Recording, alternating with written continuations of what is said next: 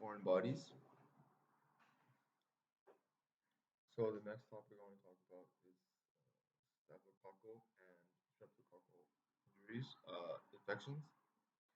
So streptococcus and staphylococcus aureus are both gram-positive bacteria, meaning that they'll stain purple on the Giemsa stain and have a peptidoglycan wall that is positive gram staining, and it can cause a multitude of disorders mediated by toxins that are exotoxins that are being released when they are infecting our organs. It can cause diseases in many different areas, such as the lungs, skin, liver, joints, and it can also be some can be resistant to bacteria, and they have different types of mechanisms that will evade the immune system, and such as catalase. So first is Staphylococcus aureus. So it's a normal floral disorder. It resides within our skin and can cause infection when there's some kind of breakage in the skin, and it is when it's clumped into groups of cocci, and it will be catalase positive, meaning that they are able to digest hydrogen peroxide into water and hydrogen and make it inactive, especially from the neutrophils, which will produce these catalases. It also has penicillin binding bodies, which is a mechanism that will bind penicillin and will make it inactive and be resistant to penicillin. They will cause skin conditions such as folliculitis, which is the inflammation of the hair follicles, or carbuncles, which are infections of the skin, and furuncles, which are basically the deeper version of carbuncle, which are joining each carbuncle in a deeper area, causing systemic symptoms like fever and sepsis, and it will produce pus. So dead neutrophils will be coming out. There are some methicillin-resistant Staphylococcus aureus or vancomycin-resistant Staphylococcus aureus, which are in hospitals and can cause very dangerous reactions and inflammations in the body. Using its toxin, it can cause scalded skin syndrome, which is a condition where your skin will become scalded, meaning it will peel off, or toxic shock syndromes in females, especially using tampons, and the staphylococcus will multiply in the tampon and release the exotoxins into the bloodstream and cause shock syndromes, which can also be very deadly. The streptococcus, on the other hand, is under the microscope, it will be on like a line, like a beads on a line, and spherical shape. Streptococcus has many different groups.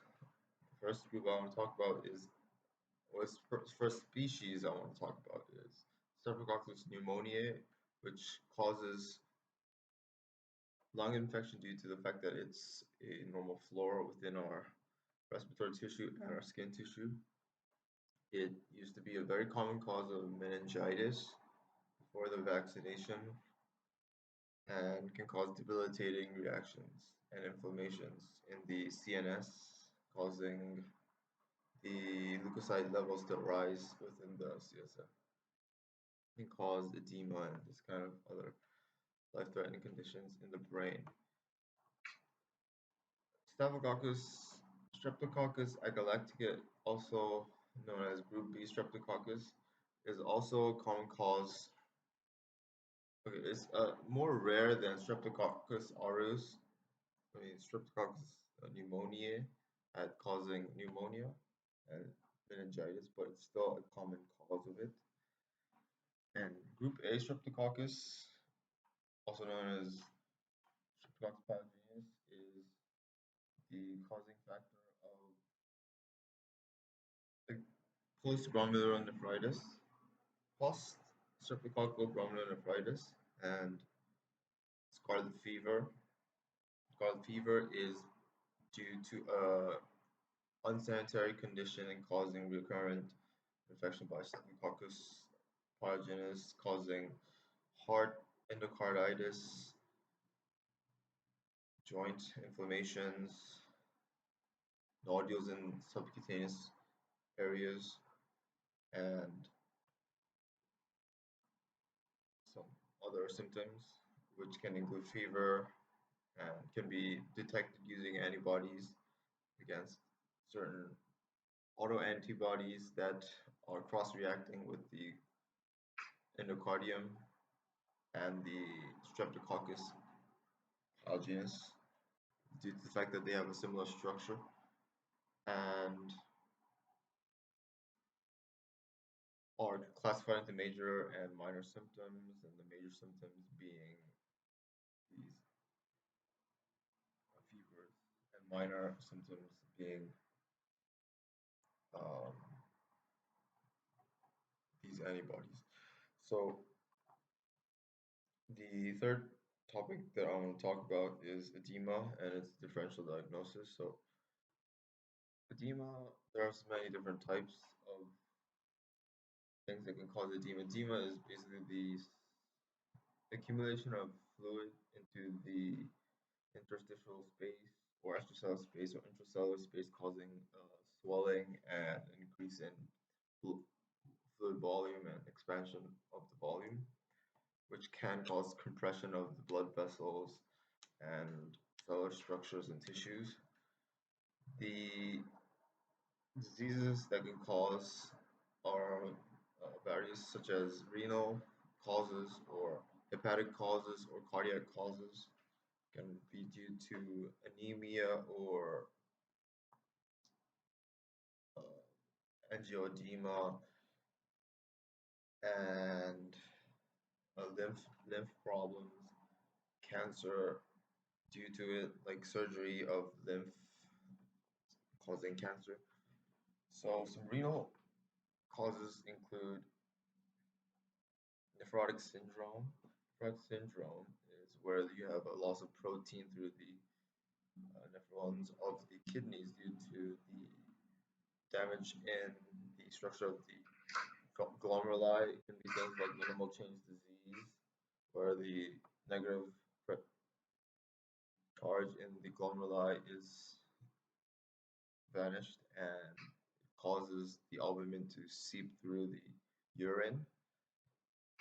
And there's many other types of proteinuria that will cause frothy urine and cause the oncotic pressure in the blood to reduce, and as a result will cause edema in that will start in the face, such as the eyelids, which are one of the most easily edematous tissues in the face, and it will spread into the legs, and then eventually into the stomach and causing ascites. Hepatic causes can include liver failure, so any type of albumin production defects can cause failure in the liver due to shock or malnutrition, so protein sparing malnutrition, such as kwashiorkor, where the protein level is not enough. Hepatocellular carcinoma or non-alcoholic fatty liver disease or liver fibrosis can all cause the lack of production of proteins, biliary cirrhosis, or any types of sclerosis of the or bowel tissue that will back up and cause the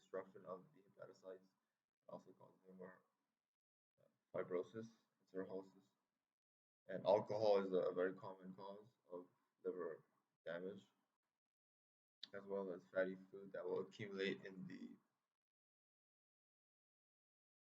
liver in patients such as people with overweight or obesity and causing fatty liver.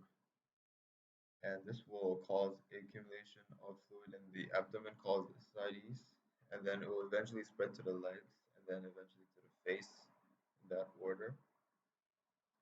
And when you have the whole body edema, it's also called ansarca. The cardiogenic causes can include things like heart failure due to myocardial infarction or SNAMI, cardiac tamponade, shock, cardiogenic shock,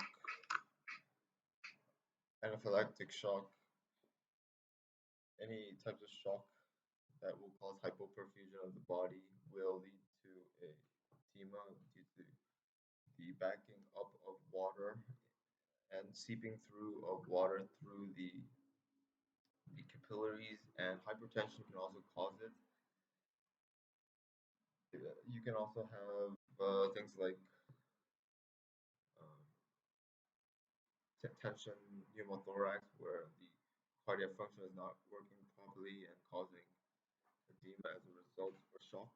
And so those were some of the things that can cause edema. You can also have anemia, iron deficiency anemia, due to the lack of iron consumption, which is can be due to lack of calcium. Vitamin C can cause microcytic anemia, meaning that the cells, red blood cells, are very small. Vitamin B9 or folate deficiency can cause macrocytic anemia. Vitamin B12 can cause deficiency, can cause megaloblastic anemia due to intrinsic factor deficiency, which can be due to gastric atrophy. Sickle cell anemia can cause edema due to the blockage of the capillaries. Thalassemia, hydrocytosis, or elliptocytosis can also cause anemia, eventually leading to the lowering of the blood pressure, blood oncotic pressure, causing edema or swelling of the cells and the interstitial space. Some fluid can accumulate in the lungs called pleural effusion. If it goes to the brain, it can cause herniation of the brain, compression of the vessels supplying the blood to the brain, or compressing vital structures like the brain stem. Or pleural effusion can make breathing difficulty, acute respiratory distress syndrome, and it can also cause swelling in the ankles. So that was about the differential diagnosis of edema. Last question I want to talk about is structural chromosomal abnormalities. So, and syndromes associated with it. So we have many different types of structural abnormalities detected by karyotyping, meaning that we use a microscope, and staining, band staining, to observe any types of structural abnormalities. You can have translocations, which means that there are the breakage of chromosomes, and these broken chromosomes will move from one area to the another, like different chromosomes. There are 23 chromosomes, and it will move around those. It can be reciprocal, meaning that there's no duplication or deletion, and the final volume of the protein production will be the same. However, if the position of these translocations are not good, then it can cause some oncogene to form, such as in Burkitt's lymphoma, or and cause acute lymphocytic leukemia or acute myelogenic leukemias.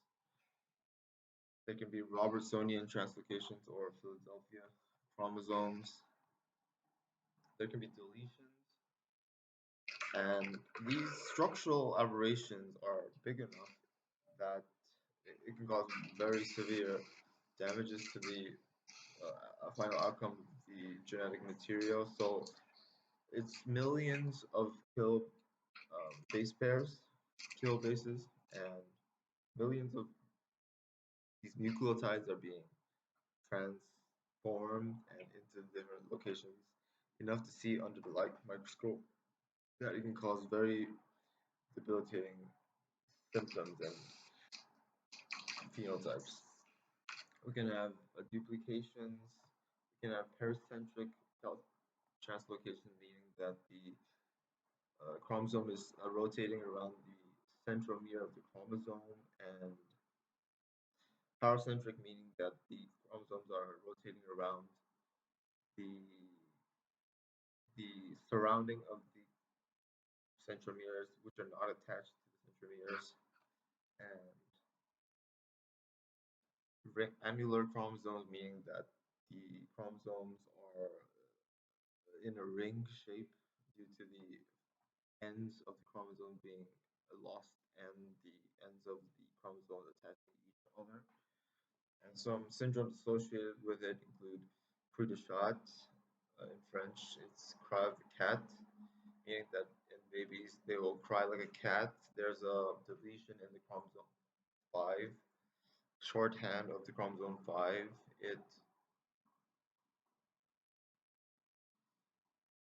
is, and it can cause microcephaly, and